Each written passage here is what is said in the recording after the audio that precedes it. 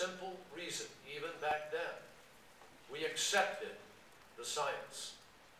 I've often said that global climate change is an issue where no one has the luxury of being half pregnant. You either are or you aren't. And so it is with climate change. You either understand and accept the science or you don't.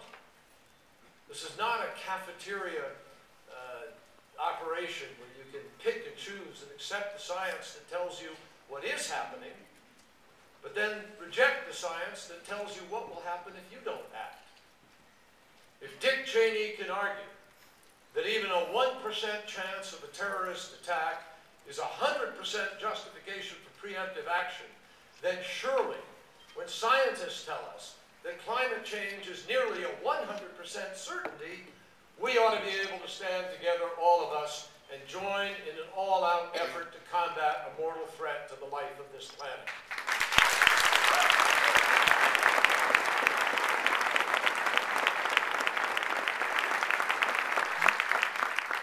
In recent days, it has been particularly interesting to watch people who have never even accepted the basic science now suddenly transform themselves into climate change investigators, wannabe Inspector Clouseaus, looking for some smoking gun to erase decades of constant and unequivocal research. Well, there isn't a nation on the planet where the evidence of the impacts of climate change isn't mounting. Frankly, those who look for any excuse to continue challenging the science have a fundamental responsibility which they have never fulfilled. Prove us wrong or stand down. Prove that the pollution that we put into the atmosphere is not having the harmful effects that we know it is. Tell us where the gases go and what they do. Pony up one single, cogent, legitimate scholarly analysis.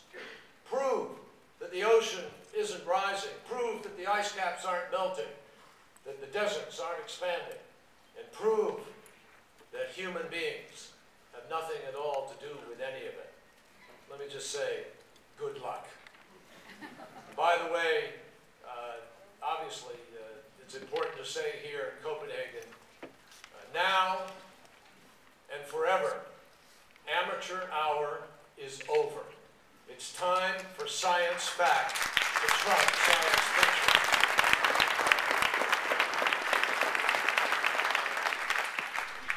Now, experts from the world's leading universities and think tanks, including the Fletcher School and the Heinz Center, have created a new climate scorecard called C-Roads that more accurately predicts where we're headed.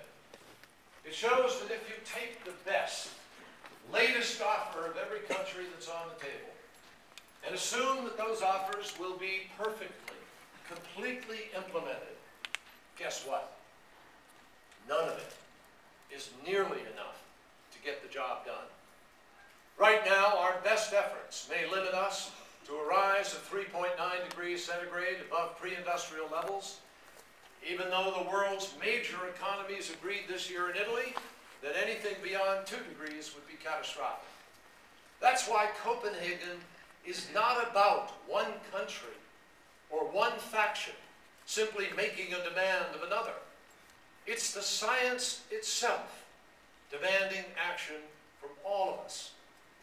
As fingers point in one direction or another, as frustration grows with the politics of one country or another, we just can't afford to lose sight of the reality that no country individually, and none of us collectively, are doing enough. None of us. So why then are these next 3 days so important? Because it is crucial that we get started. By setting a price on carbon and committing ourselves to reduce emissions, we will send a signal to the marketplace that will literally revolutionize the global supply and use of energy. It will forever alter the patterns of capital investment and consumer behavior. I believe in the power of the free market, and when the free market is unleashed to solve a problem, our innovators and our entrepreneurs can eclipse all of the predictions and render all of the models obsolete. I have absolutely no question that every country that's put a target out there will exceed the target and exceed it much more rapidly and much more easily than they believe. And if you don't believe me, let me remind you that in 1992, when we met in Rio, there were about 26 sites on the internet. Type Copenhagen into Google now, and you get about 43 million hits. And the 12 months since we gathered in Poznan have seen a series of successes, all of which, if you look at them in the whole, add up to a changed and changing world. I'm proud to say that nowhere has that change actually been more pronounced than in the United States, where we are at last moving in the right direction.